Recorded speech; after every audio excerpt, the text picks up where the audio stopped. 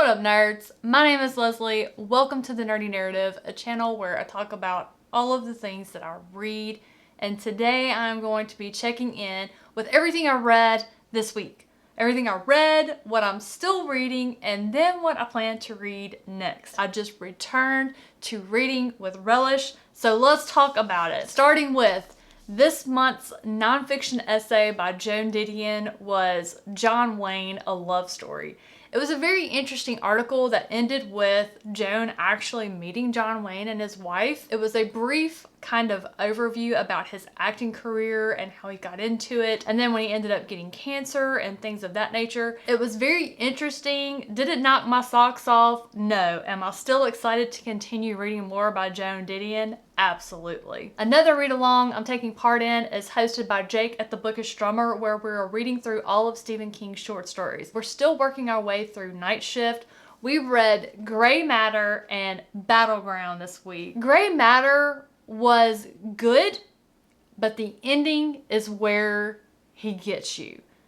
Just with the threat of where that story, like how it could continue to grow and spread, if you will. I really enjoyed it. Battleground though, Battleground had to do with something that I think a lot of people have as a childish fear.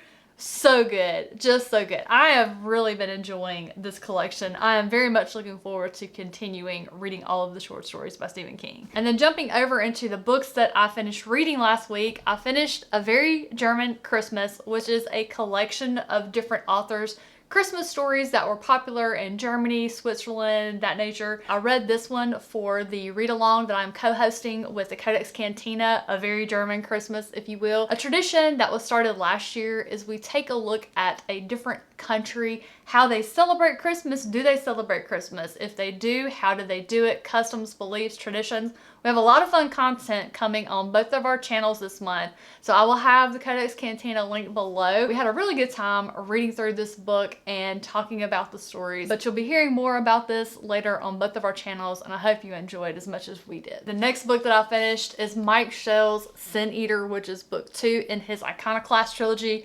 I really loved this one. The first one was really good. This one, in my opinion, was even better. While we didn't have all of the same characters in this one that we had in the first, the characters that did come back, the new characters we met, just got developed really well. We got a lot more history. We had some revelations. There were even some crushing truths that came to light about their history. Like, I'm still reeling over some of the things that I learned in this one. The magic, so dark. In the first book, a lot of the magic stemmed from the Jiao artifacts that they had uncovered. This one felt like it was more focused on people who could work magic, and it was so dark, so good. I cannot wait to read the third and final book in this series. And then moving right into what I'm still working on, I'm still making my way through The Trouble with Peace, book 2 in Joe Abercrombie's Age of Madness series. I love it. I love it. Absolutely love it. I love it way more than A Little Hatred. And this one, in my opinion, Abercrombie is at the top of his game. Like, he really showed off his chops as a writer.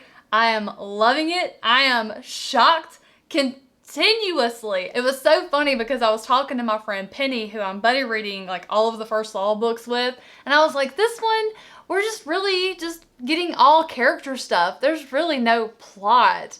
And she said, well, you know, it's a time of peace. It's peacetime. The war's over. There's really nothing to do but learn about the people and follow them. And then all of a sudden, things change. And I was like, well, I feel stupid.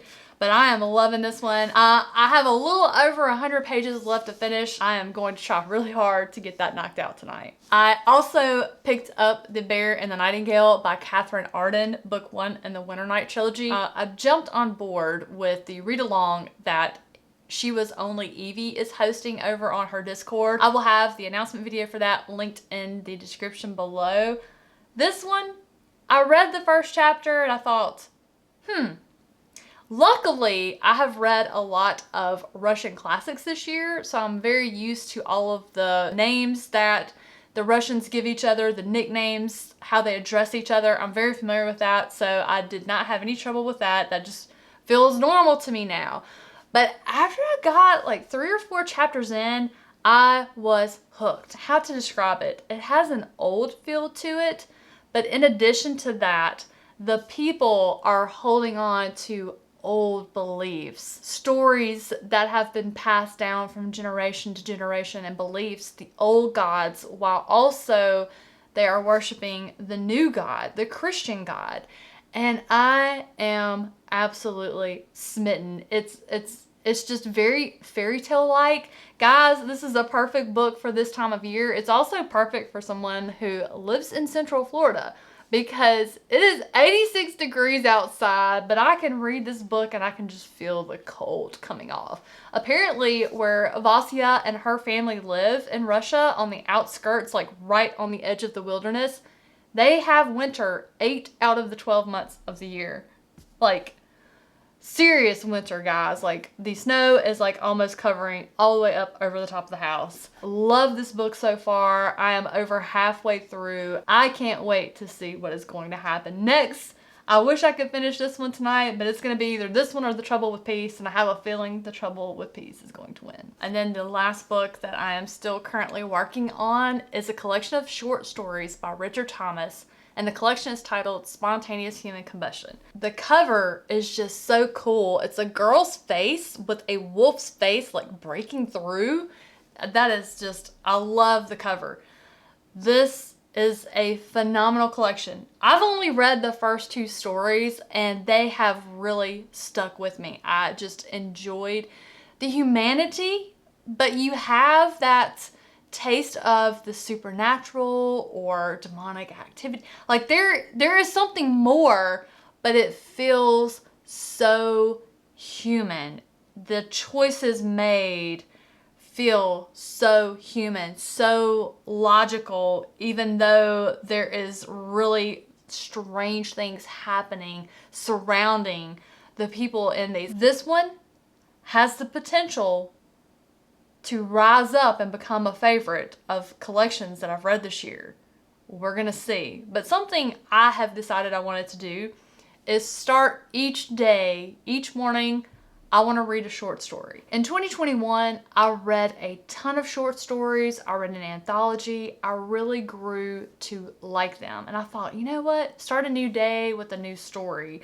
Something you can start and finish with your first cup of coffee and just have something new every day to start with. And so on the days I'm not reading one of my Joan Didion essays or one of my Stephen King short stories, I'm going to be reading one by Richard Thomas until I work my way through this collection. But if you're interested in maybe a 1-sentence non-spoiler blurb, or perhaps a quote that I feel summarizes the story, or if I can't figure out what to say without spoiling it, so I just talk about maybe an emotion the story invoked, check me out on Twitter or Instagram. I'm putting that information over there to share with you guys, so I can just kind of get that out there while it's still fresh. Those are the things that I'm currently reading. As soon as I finish The Trouble with Peace and The Bear and the Nightingale, the next book I'm going to stick my nose in is going to be the book that was chosen by my patron this month, John Saxon. He chose the Bachman books by Stephen King. I could not have been more excited. And I was able to find on eBay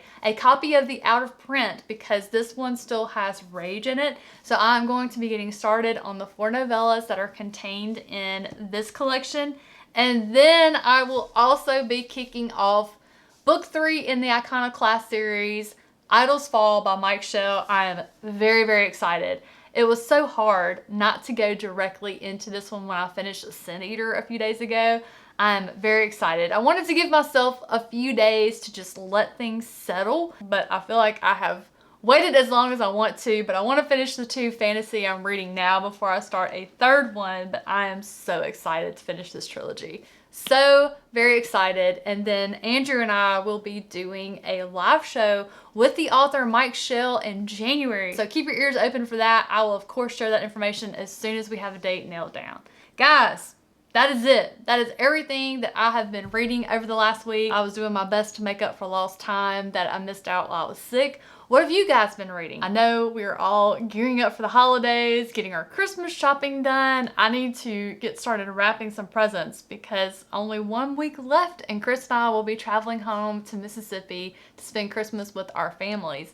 I'm so excited. I am so excited. I can't wait to see our families and just go on vacation for a few days and just have fun. So you likely will not see me on social media for much of the rest of the month because there is a lot that we have planned, Chris and I, before we leave, and then once we leave, and then we get back and all that fun stuff. What are you guys doing? Are you gonna be home for Christmas? Are you traveling for Christmas? What are you thinking about the rest of your TBR for the month? Are you going to make it? I don't know about mine. I am thinking I might have accidentally scheduled too many even though I tried not to for December. We'll see how it goes. Thank you so much for watching and spending a little bit of your time with me this morning. I hope your Friday is amazing. I hope you have a wonderful weekend and I will see you in the next one.